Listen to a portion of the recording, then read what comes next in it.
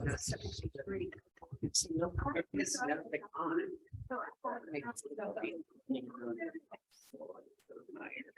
Anamikage, Nishnabeg, welcome, welcome,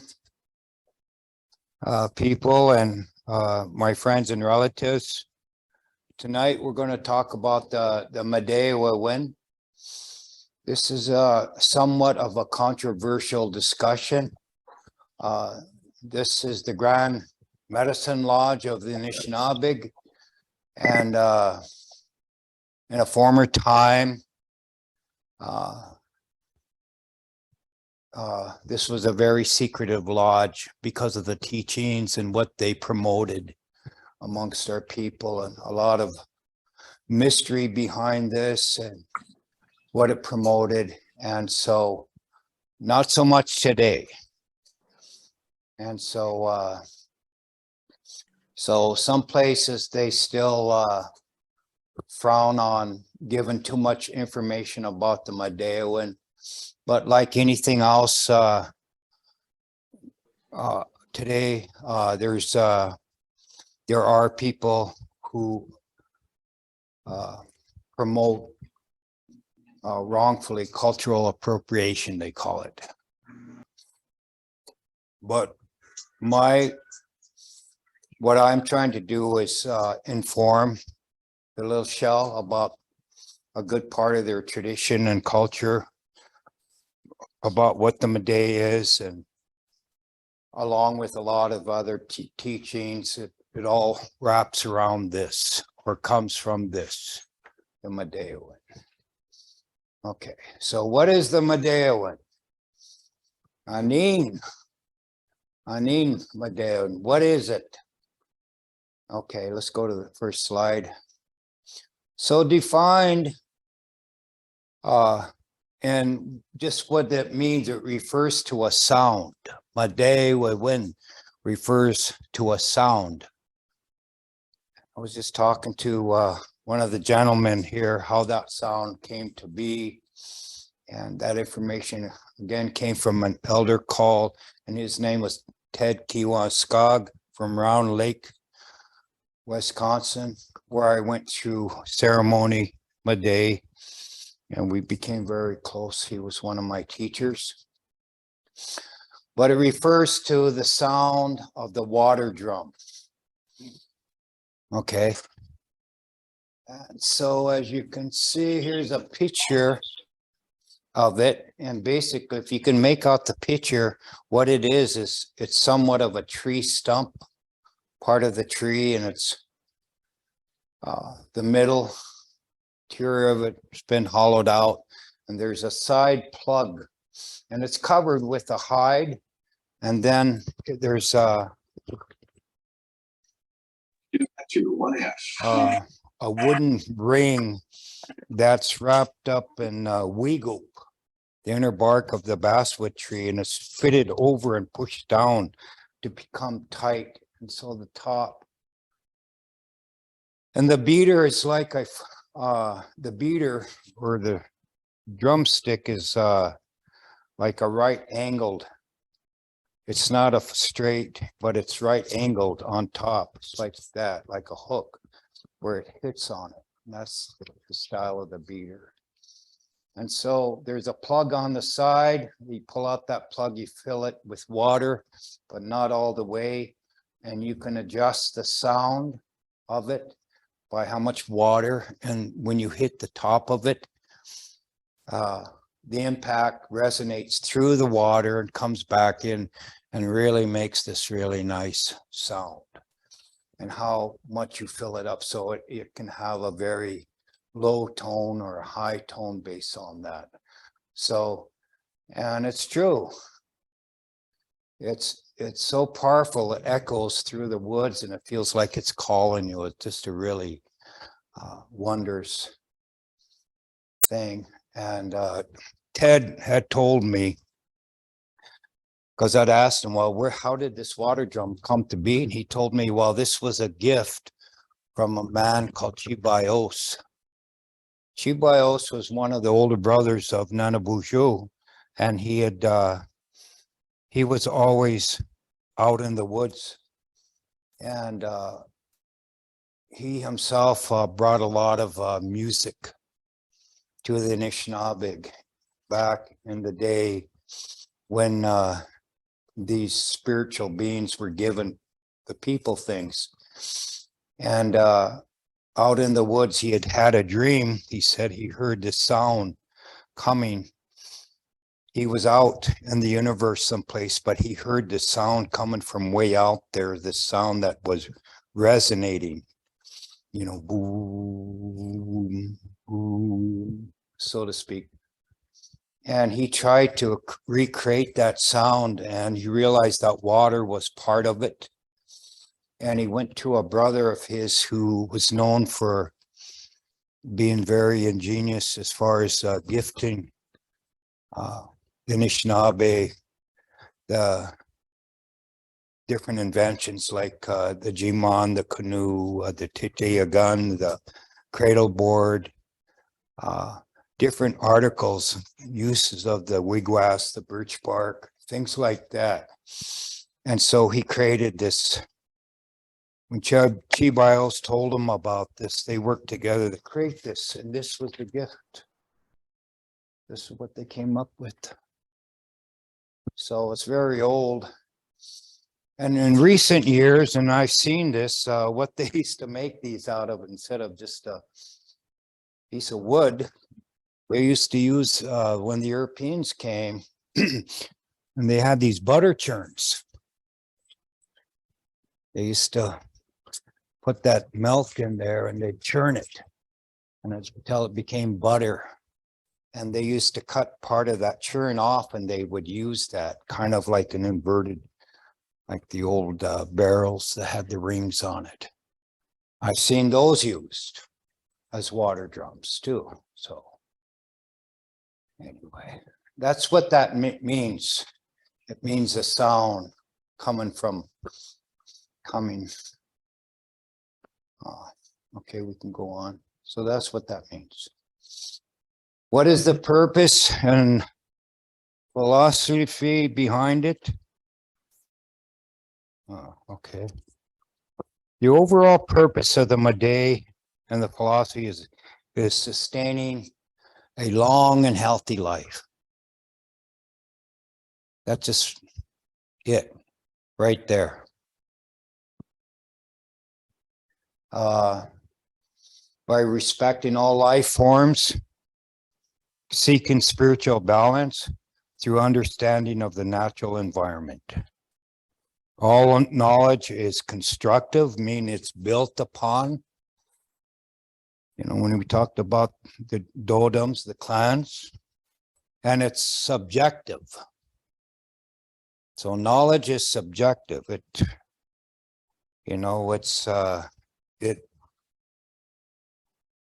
It can be used one way or the other, knowledge. But it's meant basically a person to live a spiritual and physical life through a life of moderation. Okay. So, having said this, in retrospect, were the people not living that way before? You know, did they live a life of gaining materialist things, or was their spiritual life out of balance? And I've heard, yes, they were. In fact, I've heard from some of the elders that in a time before the Midewiwin was given, that there was certain people living amongst them, amongst the Anishinaabe, I mean, of their own, who gained knowledge, and they used it as a way of benefiting themselves to get what they wanted, and how they corrupted knowledge, and they were able to become very powerful for a lack of word, of using sorcery and magic to control the people. And this went on for some while because people were under the fear of these individuals, men and women. So people lived in fear. And so there was a fear of knowing too much, a fear of people attaining too much. And so there was this fight, this struggle. Okay, going on. So let's go on to the next slide. Isn't those wonderful pictures Travis came up with? Yeah. So the Midewiwin, who are they? It is an ancient society of the Anishinaabe.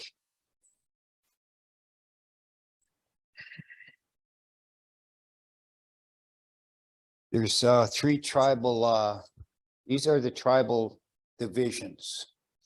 There's the Ojibwe, which we are part of, Little Shell too.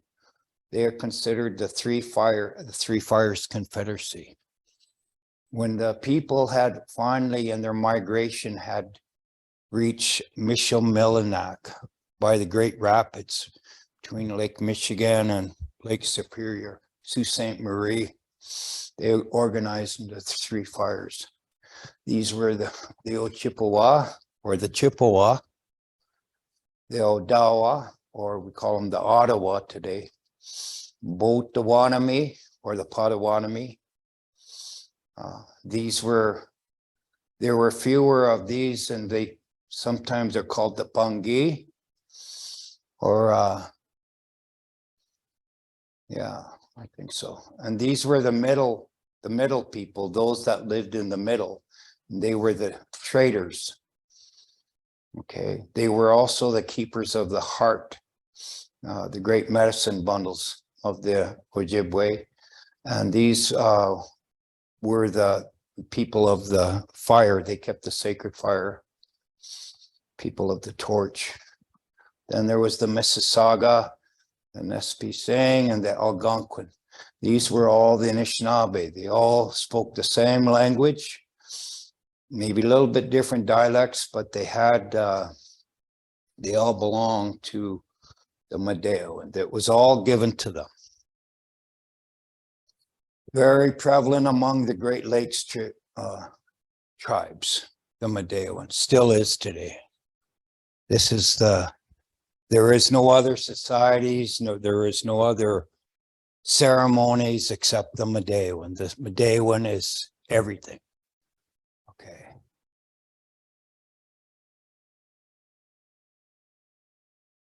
Where did the Midewiwin come from? Why was it given to the Anishinaabe? Is it a legend or a myth? Or is it part of our creation story? Okay. These are the questions that are commonly asked of me and some others, I suppose, that talk about it. Let's go on to the next one, please. Where did the Midewiwin come from? Oral legend says 7 great megases. A megas is a shell, and it's one of the fundamental things used in the Mide. Now, when they talk about the megas way out east among the Nipissing, the Mississauga, and the Algonquin, those that are in the upper northern Great Lakes, and the Wabanaki, the first light people like the oh, I forgot. The ones up in the morning people there, they consider the megas as the wampum shell. Okay, like the great wampum shell.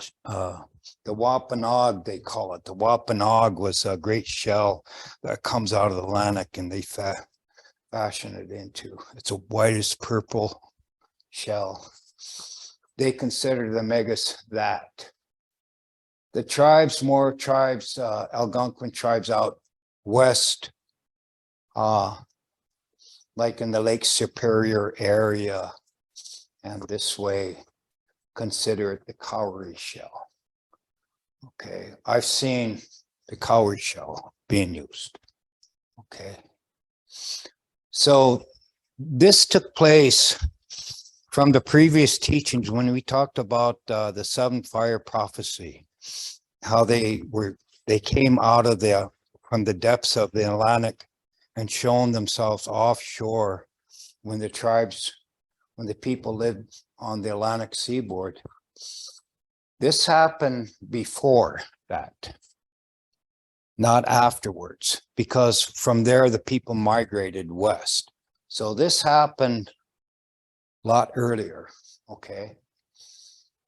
So the shell, these megas beings appeared to the people while they were still residing on the Atlantic seaboard, okay?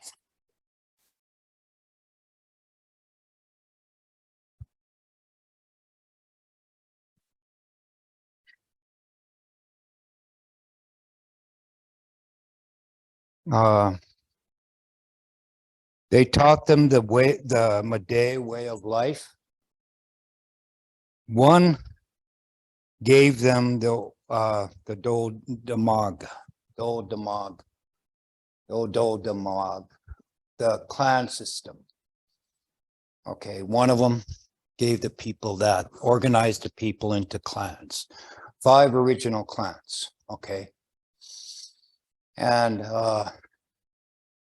while the other 6 taught them the way of the Midewiwin. Initially, the Anishinaabe were organized into 5 original clans. The Wawachi, the bullhead, which is a fish. The Botswanashi, the echo maker, the crane. The Anawin, the pin-tailed duck. Nuka, an old name for the bear. Many times we call it Makwa. The Mushwanaoe, the little moose tail. These were the 5 regional clans, okay? Okay. How old is the Midewiwin? This gentleman here is a picture of Eddie Bettenbenet. He is, he and my previous teacher of the Mide, Ted Kiwaskog, Ted wakes him up. They had the same teacher. They had the same teacher. Now, Eddie had and Ted had attained the 8th degree Midewiwin. Up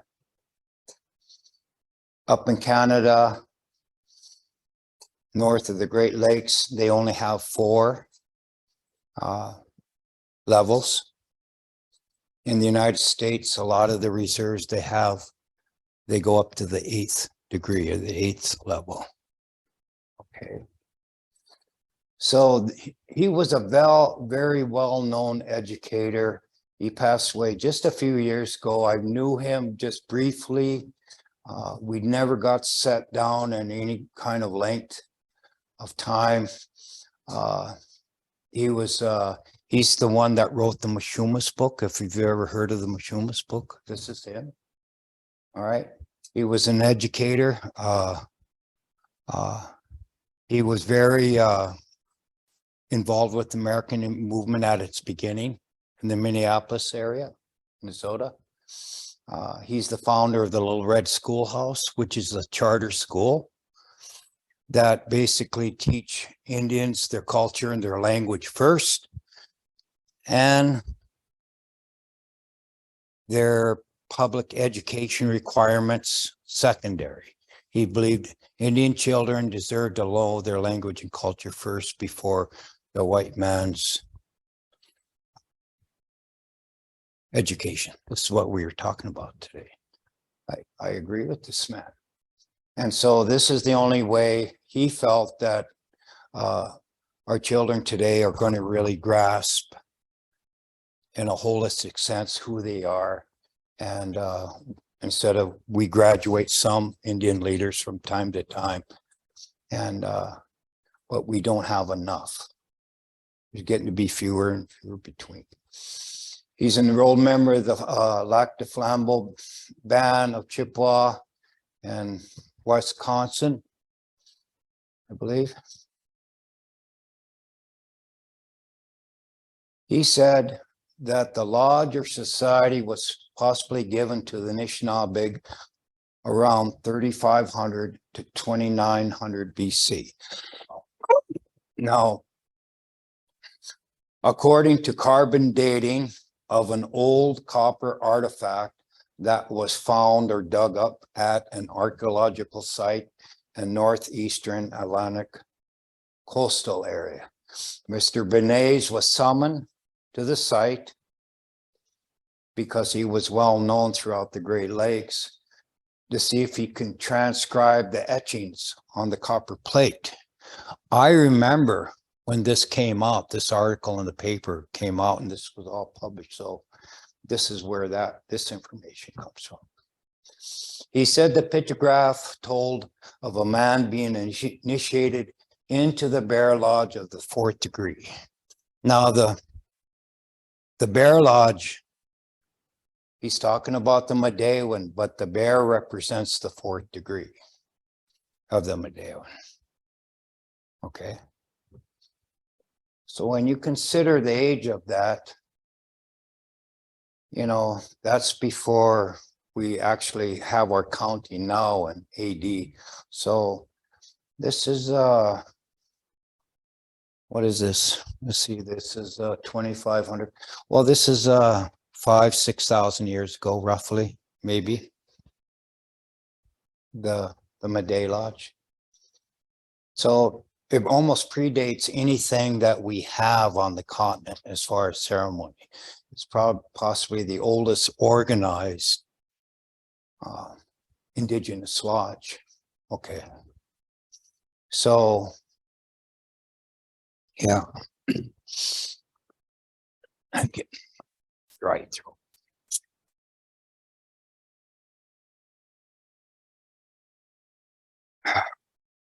Travis here comes up with all the pictures and these PowerPoints that make. So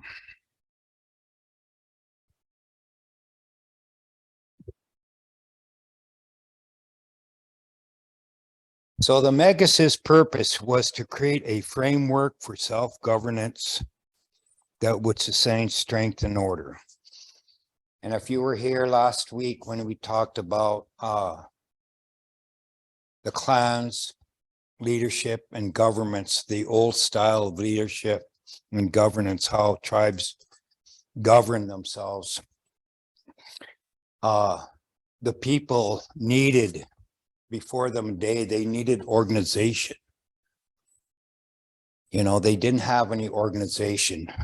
Not to say that on the continent there wasn't organization, because you have to remember our people inhabited the Great Lakes area all the way to eventually what they came from the East Coast. But through the migration, the 1,000 years or more, 1,200 years more, it took them to migrate out here. They settled in different spots, and there was always a lot of chaos, a war with the other tribes, the Iroquois, the Onondaga, the Fox, the Dakota, you know, and then, you know, some of these wars were 30 years war, 70 years war, and there was the final great war was with the Dakota, the 100-year war. So, but down at the interior of the continent, you had Chiokea and the Mississippian culture that was highly organized, highly educated. They had groups of people that had organized, who weaved material, who actually fashioned metal and fashioned stone and pottery. They had all these I forgot the name of them. And they created a big trade empire through the Americas. So this was something that was given to us. So the ododum means the heart and core of a person. Okay, this word here, the main word, the basic word is O-D-E. Ode means heart. Means heart. It refers to a person or an animal. That's the core of a person. So dodam means a family or the heart of a family unit. Represents the extended relationship ties to family matters, spiritual matters, economic, internal and external matters, political, internal, external matters. So dodemag is a kinship, and it was and continues to be patrilineal. So it comes off your father's side, not the woman's side. So if a man had 5 kids with his wife, then his kids were, if he was Bear Clan, those children were Bear Clan, so to speak, and vice versa. And these are all the different basic clans. I think you got 7 clans in here. Some people say there were 7 original clans. Some say 5. We'll just go with the 5. So this is a birch bark scroll, and it shows the initiation. This is a guide, a mnemonic guide of showing the initiation, actually, of a bear, 4th degree member. And of course, they're read from right to left. They come in as an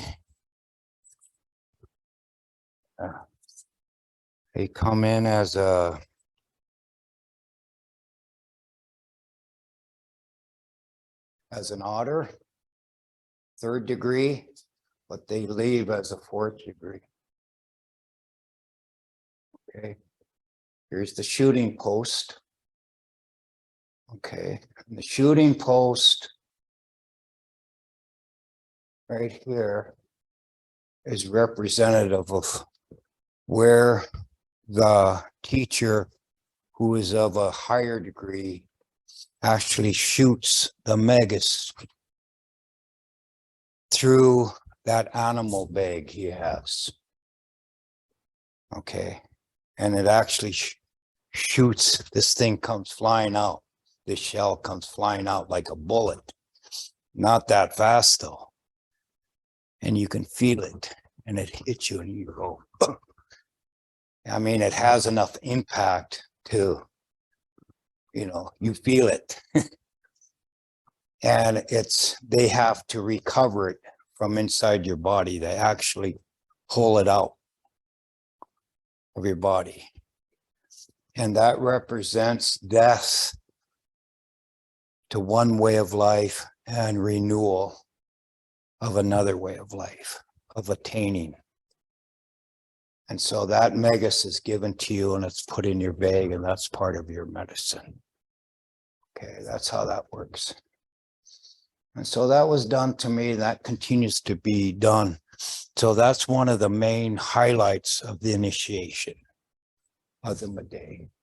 And of course, these people are sitting around. This one doesn't have it, but they have a guardian who usually sits by the door, a person, and he watches the footsteps of everybody that goes in. He doesn't look at you. He watches your footsteps, because in your footsteps, in your mark, your imprint, it also reveals your spirit. What kind of person you are. If you should be in there, or are you a fake? Okay, he has that ability to see that. Some people are very perceptive of other people.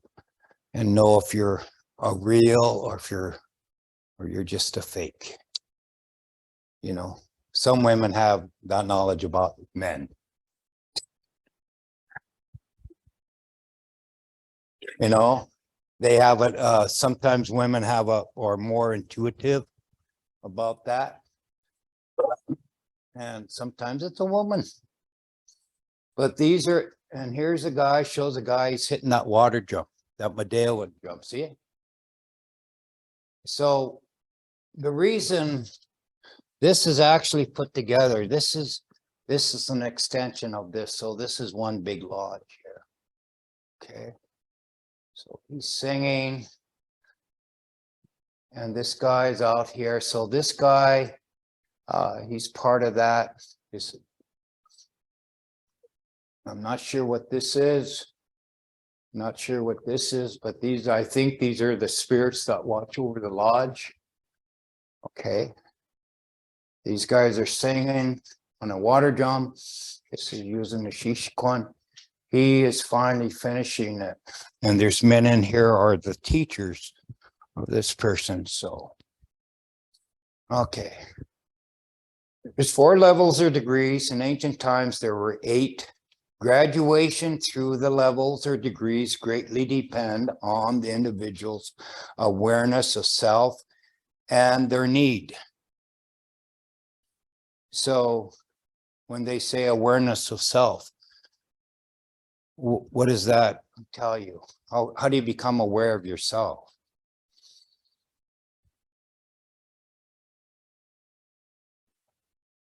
Yeah, but when you grow up, but you awareness of self is like could be humble. Yeah. Or do I have a lot of anger? You notice you know things about yourself, how you express yourself, how you handle yourself. Want you to have some idea about that. Am I having issues? Am I not having issues? Am I confident in these different areas? Okay. A person has to learn balance in their life. Even children, older children are brought into the first degree. And they have to have teachers. They have to learn about themselves and how to control themselves, control their emotions. So they're taught about the 7 teachings, or the 7 teachings. It is one of the main frames for teaching about self, control and balance. You know, if you don't have it, you don't succeed. You can't get initiated. You have to continue to work with your teacher, and it takes longer. Okay. And their need to learn more about their self. Okay. And you have to be willing to learn and to accept what other people see about you, which you might deny. Okay. A relationship between a man and woman is very fulfilling of that, where, and I'm just picking on you guys because I'm a guy. If your partner says, no, you have this problem, you do this all the time, especially when, you know, you're telling about this or that. And then the guy will say, no, I'm not. A person must be willing to look at themselves and hard and realize that, because you want your community, you want to give your community and your family an idea that, you know, you're giving off truthfully the right perception of yourself, not a fake perception, or he's just he's full of BS, or he's faking it, or he's just, you know, he's a player, you know, this kind of stuff, you know, and we see plenty of young men who I do on the reservation that, you know, the way they walk and go down the street and the way they dress, the way they make off, you know, they're all players, you know, they know how to swoon these young women and, you know, get what they want. But, you know, a lot of them, they fall for it. Teaching you how to be humble and true, you know, what you see is what I really am. So these are the important things to learn about yourself, because knowledge of yourself before you can learn anything else. Okay, this is very important. You have to get to that, find that balance. So that's usually, and is this person representing his clan right? Is he representing his community, his family right? Does his behavior really coincide with what his teachers say they're teaching him? Is he exhibiting that behavior? You know, is he just doing it on purpose? So it's staring a person's character. It's training them to have good character. So this was our traditional school. They don't teach you that in school today. Have good character. They teach you how to read and write, do math, read. But, you know, do they really teach you how to be a good person? So it took the whole community along with the teacher to do that. There was diligent fasting for a year or more of intense teaching is common practice beyond the first degree. Okay. Why the fasting? A person had to realize there was more in the world than himself.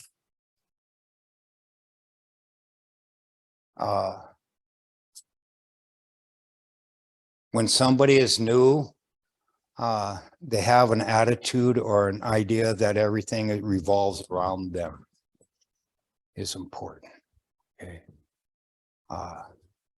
We see many selfish people, everything rests on them. If you want a relationship with your family, with another person, you cannot really truly be a selfish person. It's not all about them. It's about a relationship. It's about fulfillment. It's about trust. It's about much more. So the fasting is intended to get rid of that selfishness and realize that, hey, there's a higher being, there's a higher knowledge, and I need this higher being, this higher knowledge to help me in my life, you know. So along with my teacher, you know, and other people will help me. So the community of elders, elders, and those of higher levels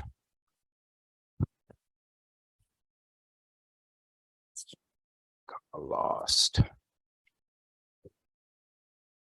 Hey, huh? I'll get it. Oh, here I am. All right.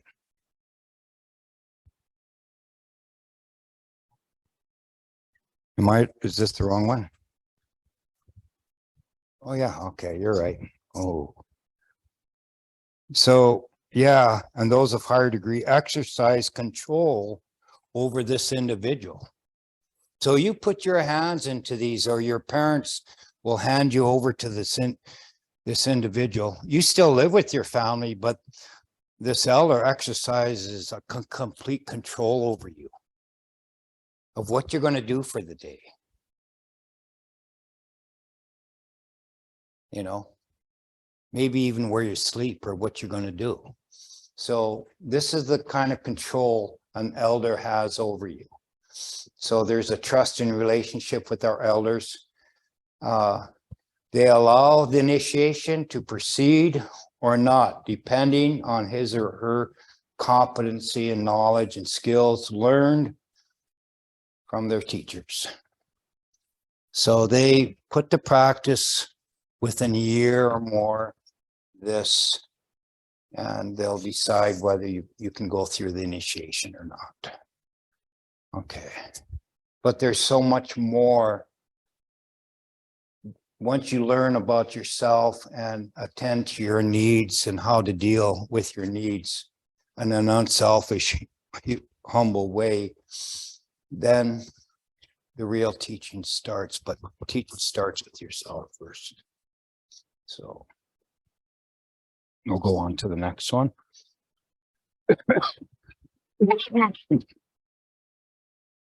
Who takes part in the Midewiwin? Men, women, and older children. In order to participate, parents, individuals have to seek out a sponsor, a teacher to train and teach them. Teaching can last a year or more. The individuals are grouped by degree. They go through the initiation, like first degree. Therefore, like first, second, third, or fourth degree have their corresponding days of initiation. Cooking food and giving of gifts, the giving of gifts are required per degree. The higher the degree you attain, the greater quantity of food that needs to be cooked and distributed, as well as the amount of and the type and quality of gifts presented. Initiation ceremonies can last 7 to 14 days. So it's quite an undertaking. So let me explain this a little bit here. So there could be 20 or more.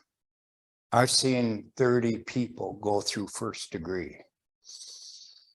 And they can't push that many through in one day. So sometimes it takes 2 or 3 days.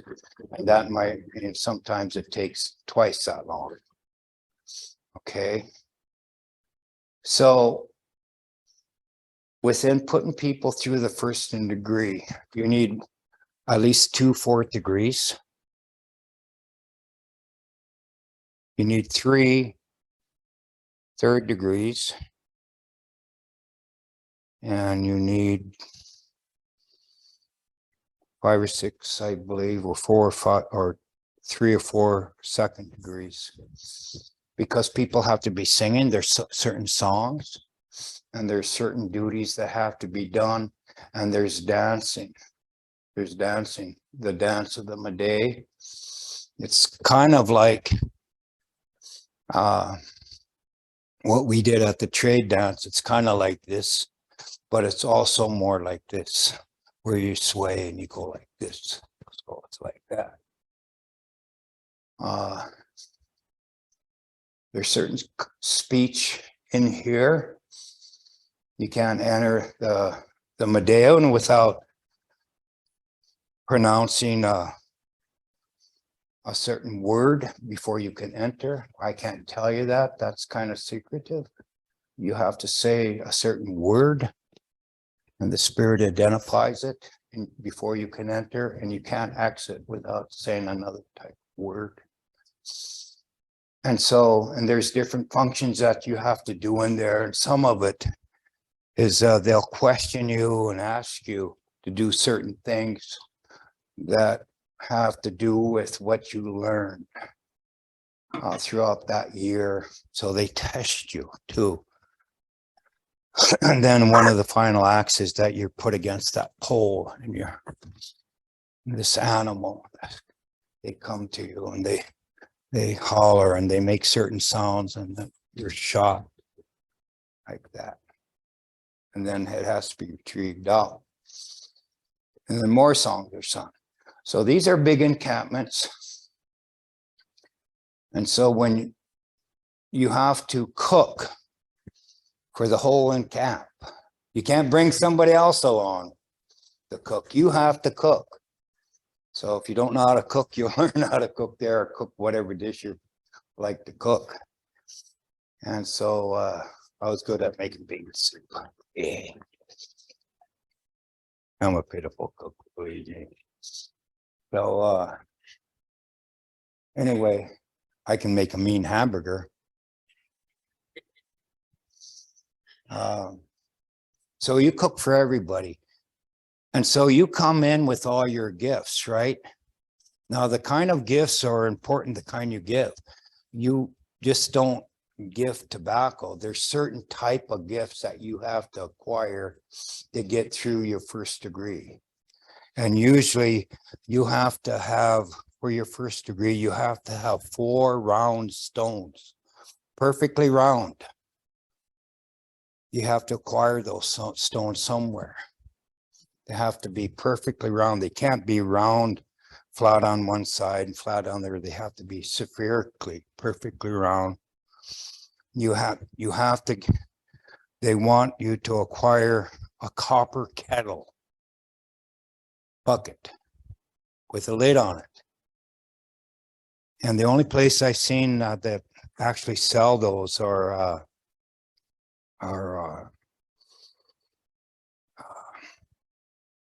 Crazy Crow sells those.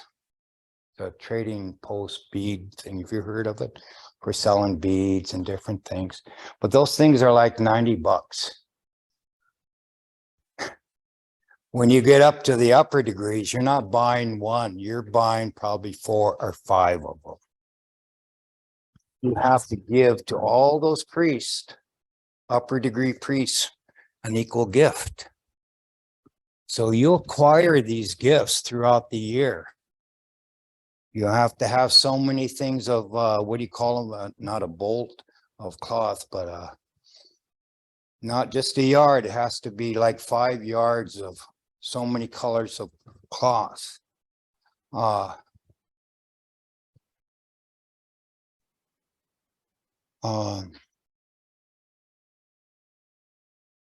Most of the metal things that are given in there, they have to be of copper, real copper, not copper lined.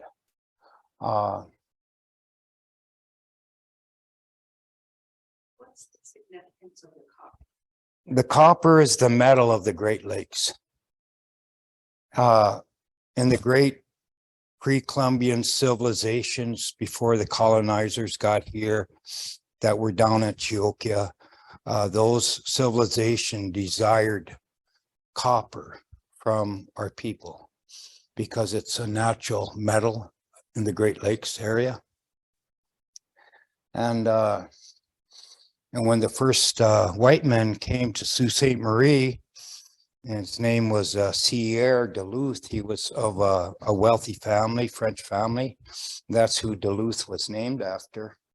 In 1620, the first gift that was given to him was this big ingot of copper, the size of a small canoe.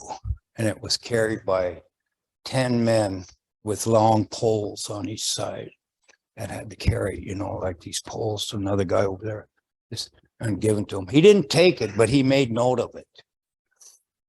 Their flatboats couldn't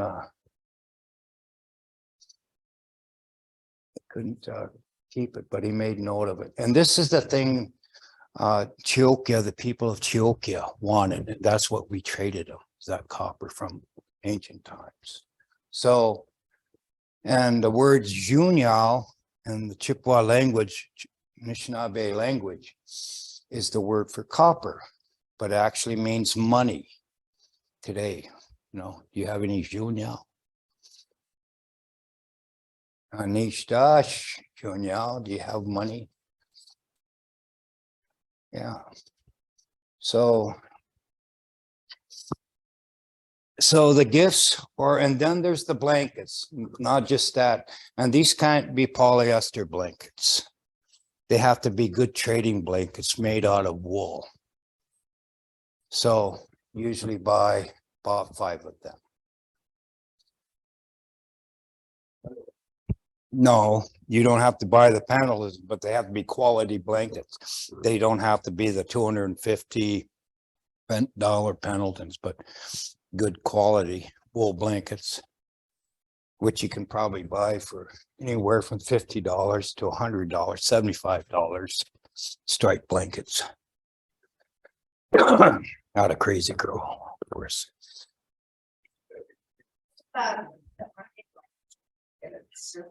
No, turn those away. They know what those are. Those are the things that carry the smallpox virus. Something that's used, they want new. If you get rejected on your if they reject you on your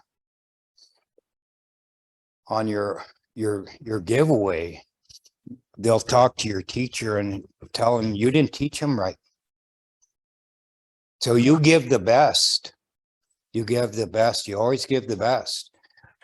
It's not a regular giveaway that we would have. This is your ingratitude for the life you're attaining and the knowledge you're receiving. You're actually just going, this is the first degree offerings.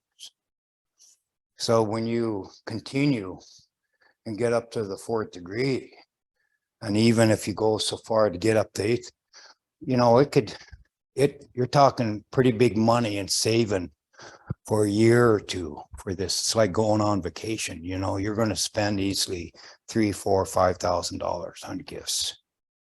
Not to mention you're feeding a good part of the camp. So these people that are going through the initiation are the ones that feed the whole camp. So you're just providing one dish. The other initiates are providing a second dish or a third dish, or, you know, that kind of thing. So being thankful for the knowledge that you were given. Yeah. Yeah, you don't question, well, can I get this or can I substitute this? You don't question that. I mean, you do like what you're told and taught, you know, because the materialism, the work you put into it, you're going to pay off because you're going to benefit your people by what you're learning stuff. And beadwork and beaded bags or anything else. In return, you're given a pouch, an animal pouch with your shell in it. And that's your first medicine bag. That represents the degree you're in. So let's go to the next slide. Is there another slide? Okay, these are the levels of degree. So a mink or a weasel is your first degree. Okay. These are your basic teachings. We talked about that. Okay, then there's the hawk. So the whole hawk, the top of it basically, and the top of these other animals, they have a hole between the head. And of course, it's just the skin. And that's your bag, your Midday bag.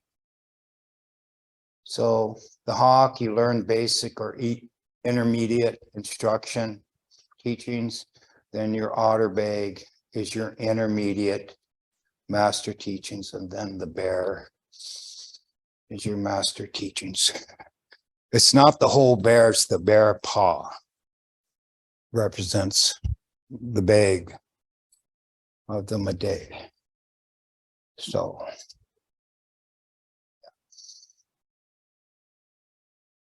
of course the construction is like this here. It's a big long house made out of these, and then they cover them. Usually it's only covered so high and then there's something on top. So there's like this long window. So yeah.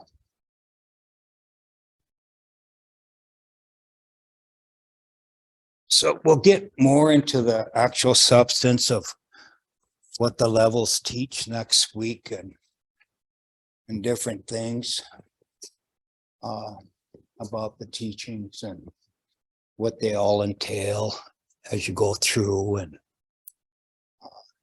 on up to the master teaching, some of the general knowledge. So, yeah. Any questions? There must be some questions. What are the other four, 5, 6, 7, and 8 levels? You get that next week. These are only the four, first four, so. Is this ceremony done in Turtle Mountain every year? It used to be a long time ago. And then because of the church, the impact of the church, like you said, District 4, we had all the ceremonies, as did the whole reservation across the 4 districts. But Belcourt was the seat of the Catholic Church. And of course, there's different churches around the reservation. They're all Catholic. Most of them. There's some other faiths, but they were so strong and so against the culture. They basically were successful in getting rid of everything. And anything that the people did there had to be done in secret. They had to hide their ceremonies. They camouflaged their lodges. They held them way in the bushes and the trees. And that's why you see these Sundance lodges and all this brush that hangs. Well, they didn't used to have them like that. That's only because of the days when it was outlawed. Native people had to hide. They had to camouflage it. I know some of them, they still do that today, but the original ones, they didn't have all that brush around them. They didn't have it.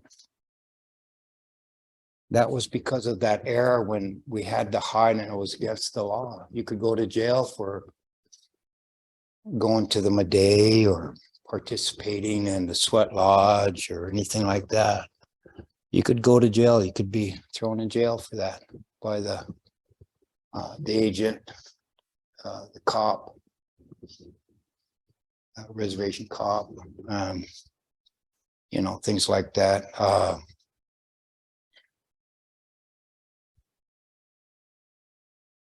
I know some years ago when I was living at Red Lake and I was working up there, I'll tell you of a situation that happened. It was kind of sad. Strictly Midewiwin people. They have some of their people that attend Sundances, you know, some with the Dakota. A lot of them will, with our relatives, you know, the Plains Ojibwe tribes up in Canada or at Turtle Mountain, they'll come over and Sundance. And they say in the Midewiwin, you're not supposed to take part in you're not supposed to belong to the thirsty dance or the rain dance people or the Sundance people. You're not to do both. But I think there's a misconception there because they think that even our tribes, Plains Ojibwe tribes, still do the Dakota dance, that version. And we don't. We have our own. It was given to us by the Cree in 1824. So it's a different kind of Sundance than they have. So they will ask you, do you participate? If they know you're from Turtle Mountain, some of the Western reserves, they'll ask you. And if you tell them, yeah, I Sundance, I do that every year or whatever, they said, well, you can't.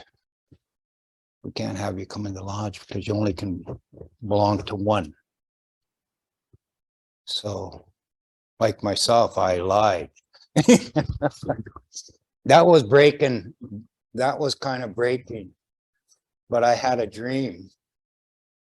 I had a dream, a continuous dream that to go into the lodge and be a member of that. And but I was told by my teacher, he said, when they examine you and tell you, don't tell them the truth, they won't let you go in. He said, that's insignificant to the kind of person you're becoming.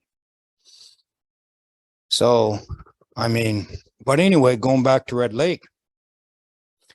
So one of the men that I became good friends with up there, he had asked to bring that Sundance Lodge of the Dakota up to the Red Lake Reservation, put it up on the Red Lake Reservation.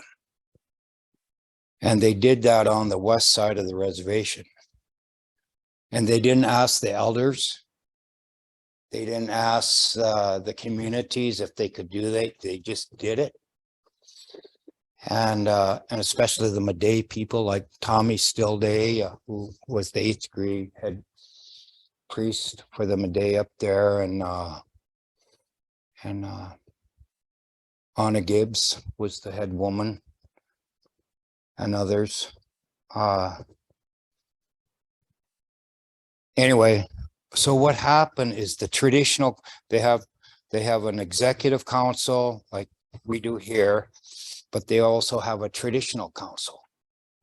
And these are all descendants of their traditional chiefs, and they decide on matters of culture and different things.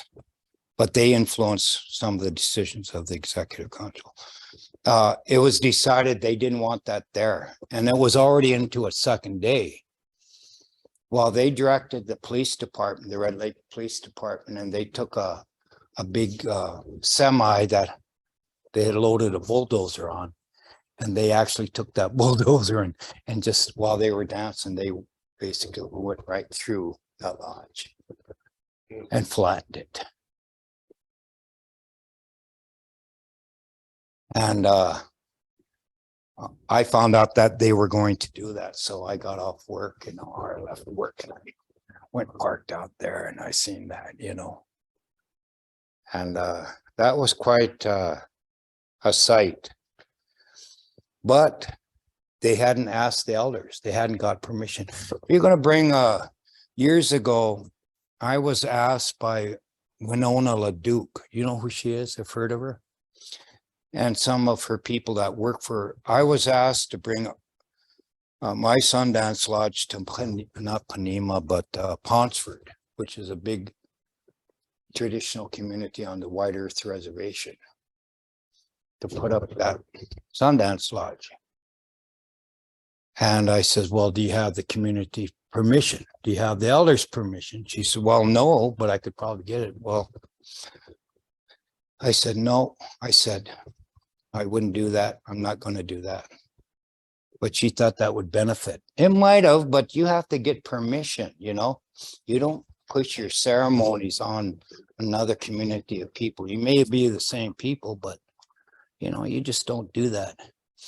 So as a result of that action, a few days later, after they piled up everything in that Sundance Lodge, I mean, they upbladed the ground on where all the campers were. They piled up their tents and they pushed it in all one big heap. They were making a statement, and they had made a fundamental mistake. They didn't ask permission. I can see that, but then the way it was done, was quite remarkable. Now, a few days later, the tribal council had gathered again, and they were going to talk more about all this. Of course, some of the community members were all fired up that things could have been handled differently, And so,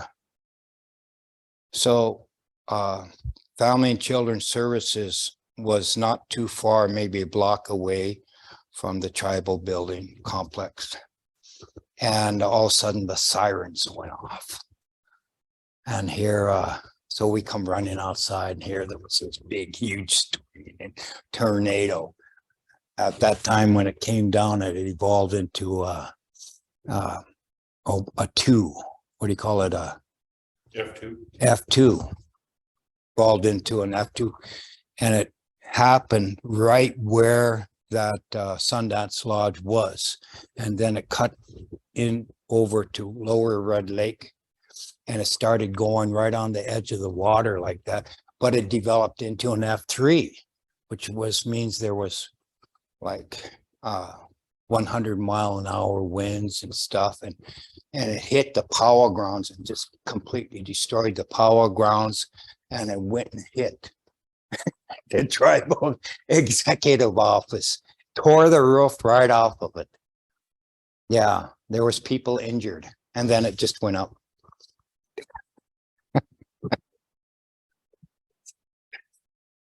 Spirits were speaking.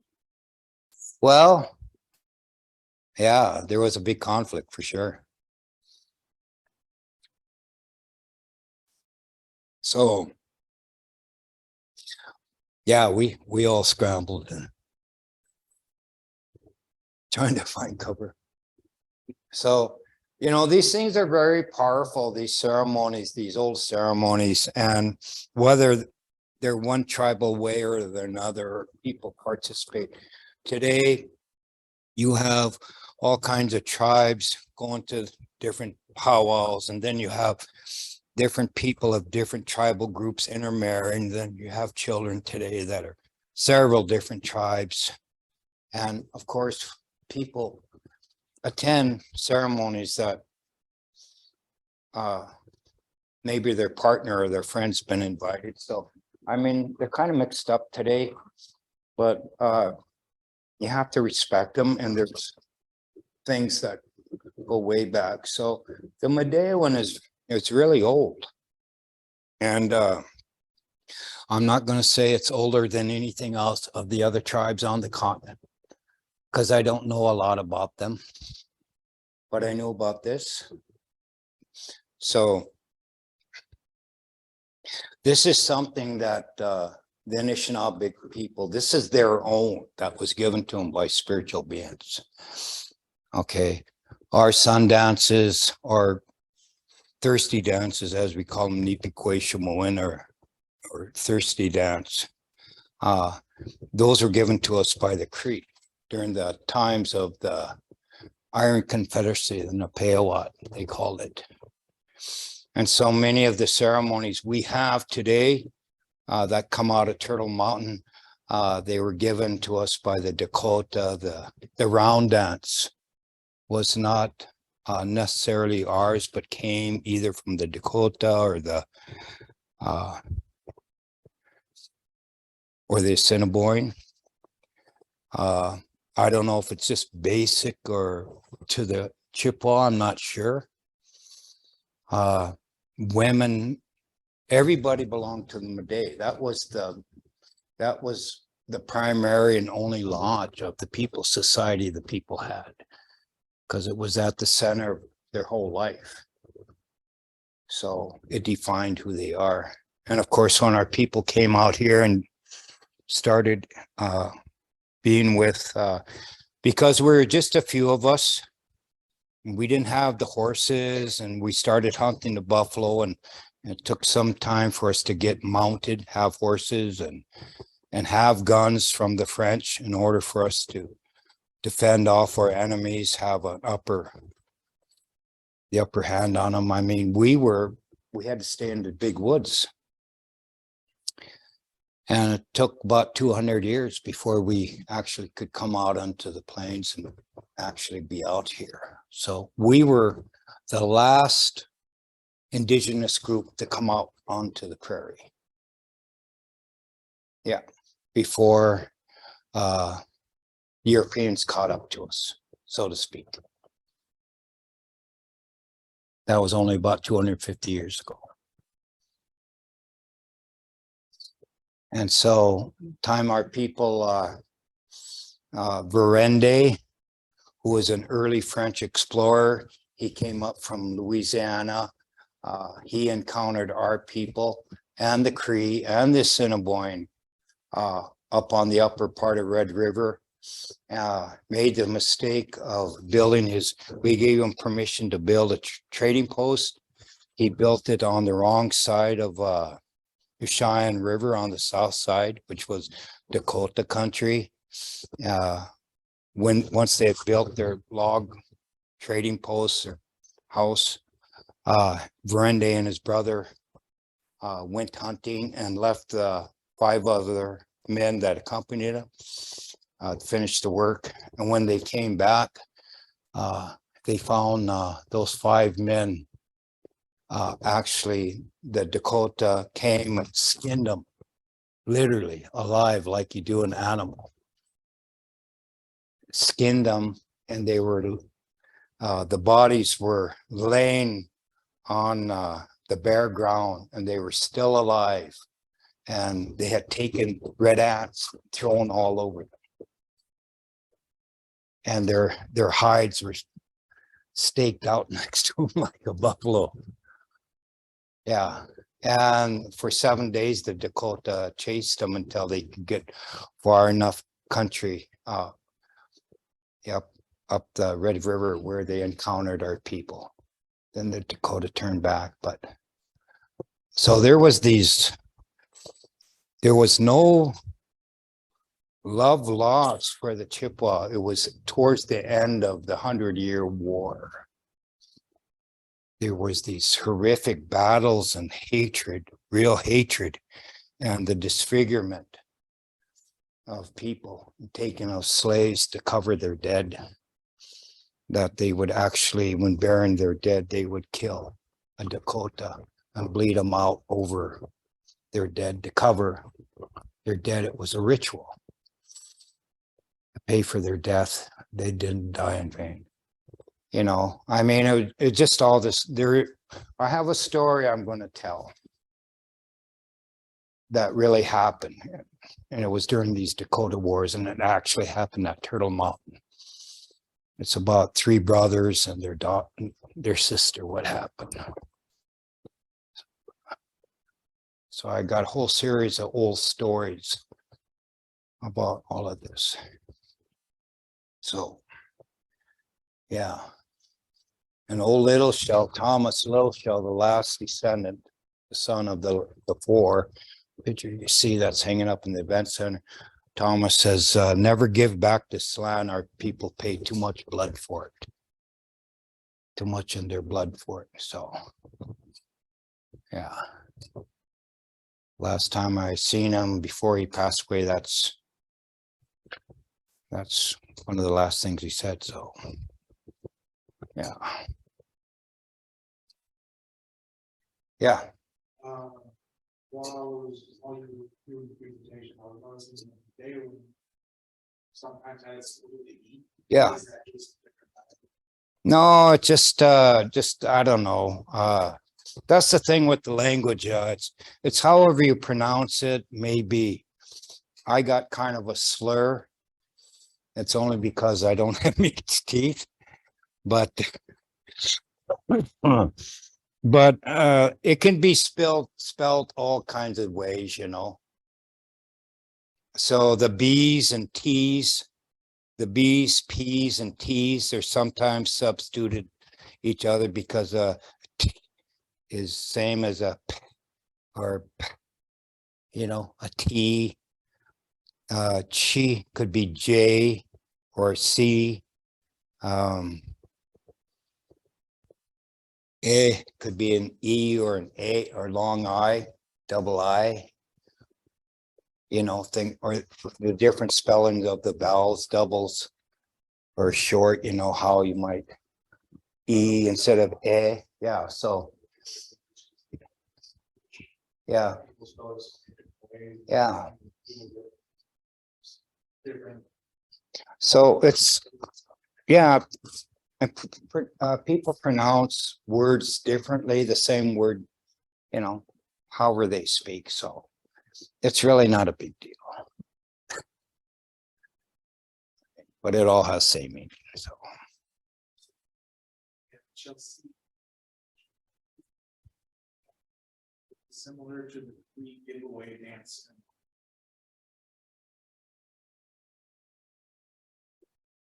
the Cree giveaway dance, it probably is, but the Cree, the trade dance came from the Cree too.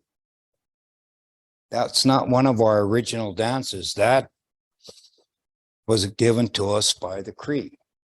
He's to know, we call them. Or sometimes they call themselves the Nehe. Yeah, it probably is. Yeah, it probably is. They say, instead of, we say Pakakush, the Cree say Paka, Paka. Oh.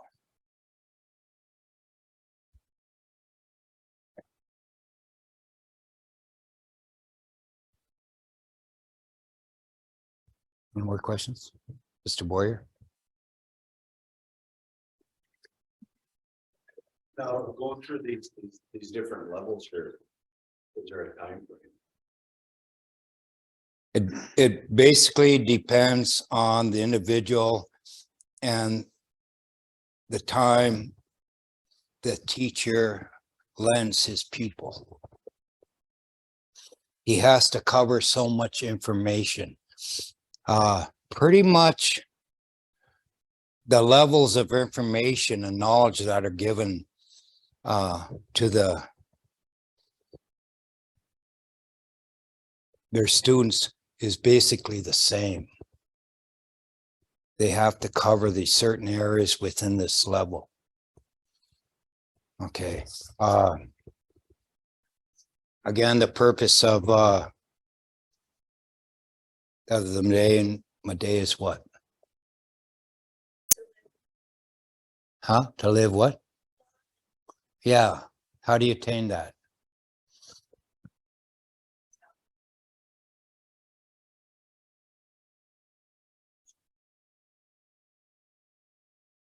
Yeah. Huh? Staying the course.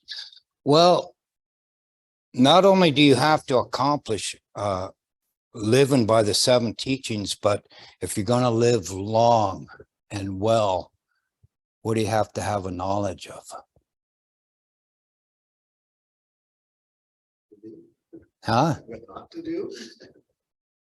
Well, knowing what, yeah, well, yeah, I mean, by learning how to live well and by the 7 teachings, yeah, you don't want to do, your conscience will tell you, you know, your spirit will tell you, no, I don't become a stealer.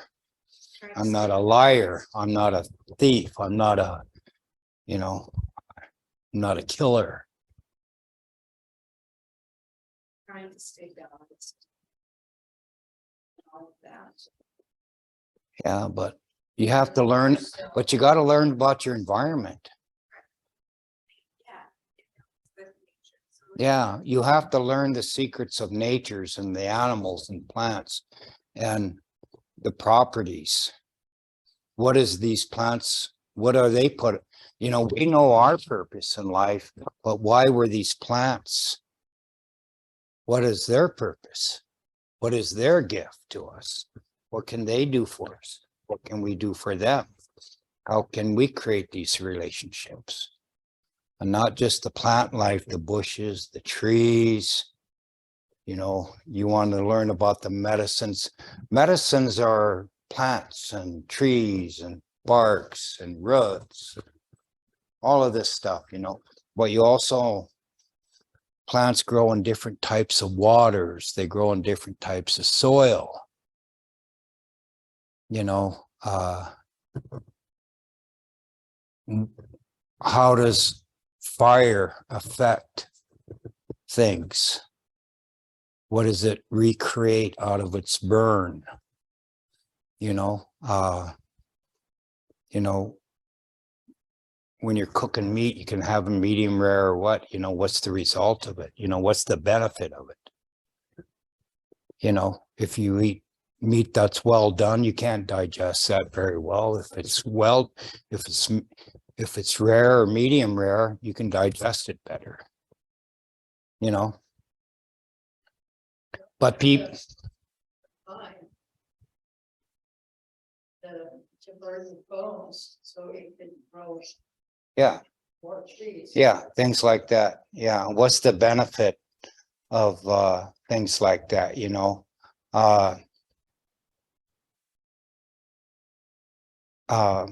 during cold weather, when cold weather hits and it interacts with plant life, a lot of times you have that frost on a leaf.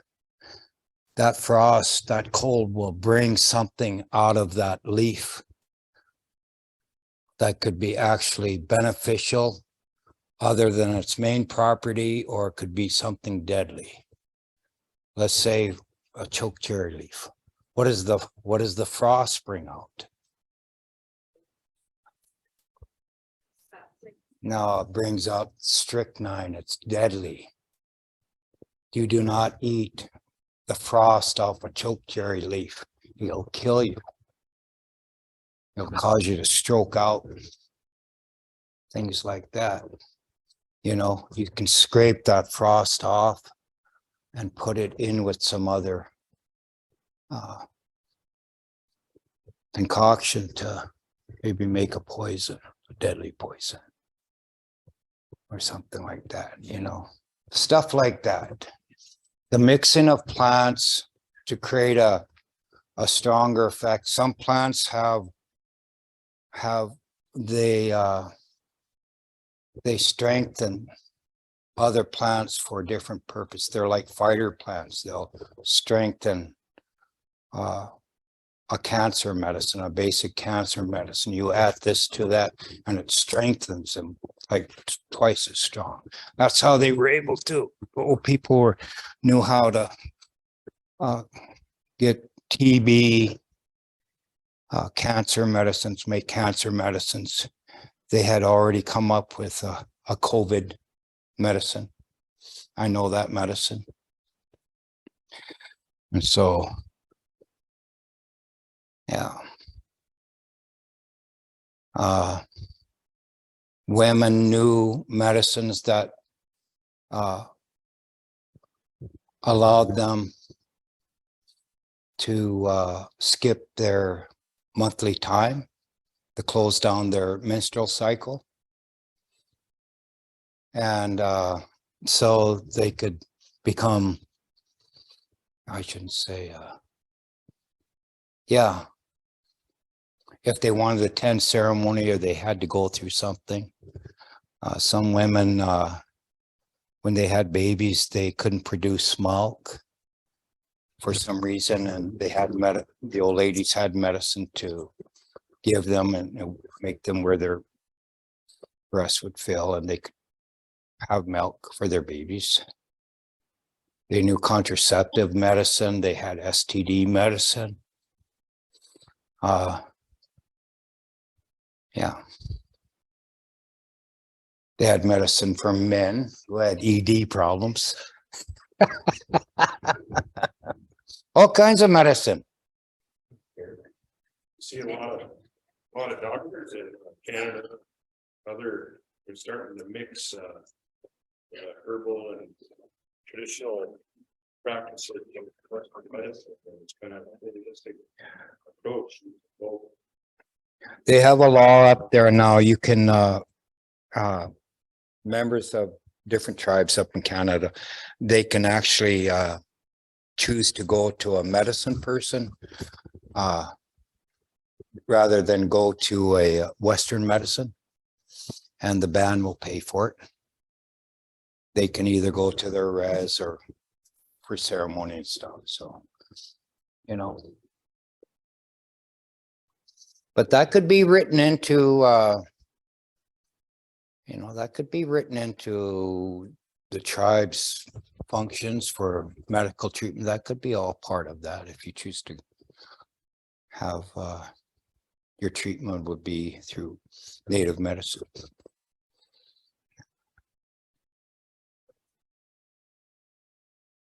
So, the devil's club plant used as a medicine by the tribe or medicine leaders. It was used by whoever learned about it. Could be used by anybody that learned about it and would teach about it. It's a plant. It's a root. Used for what? Uh, Is that the root, like the big split? Yeah. or red? yeah. It's confused with another one. There's another one too. So sometimes some plants, they're kind of they look, a lot of plants look similar than other plants, and sometimes one has a false effect and some have the, like, I'll just say, for example, Indian turnips. Okay. Well, and they both grow little purple flowers and they have little leaves and they only grow to above that big, but the false one is all hairy, kind of hairy, fuzzy, and the other one isn't the real one. People mistake that. Yeah, a camas root. Yeah.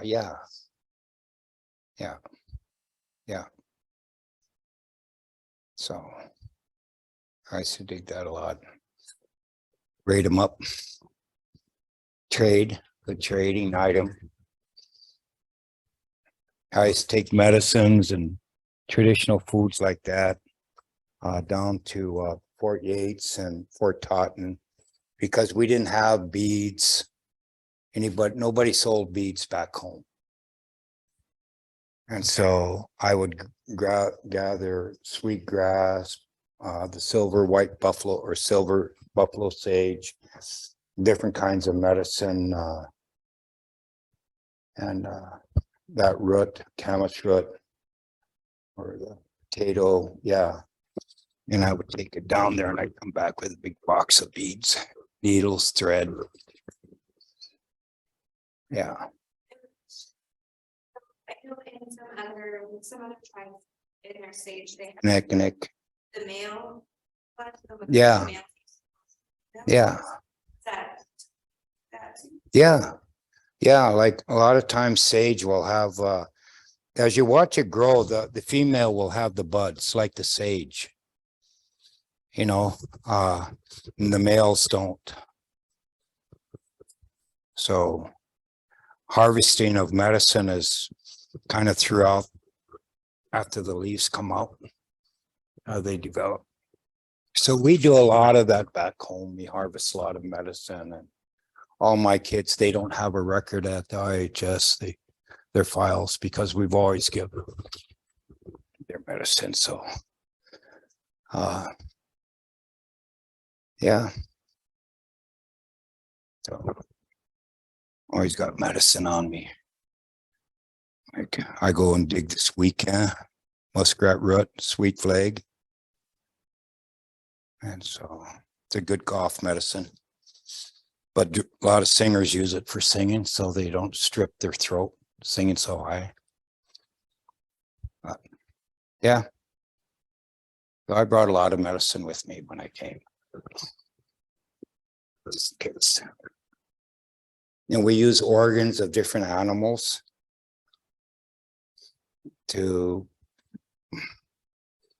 I know how to make perfume, men perfume.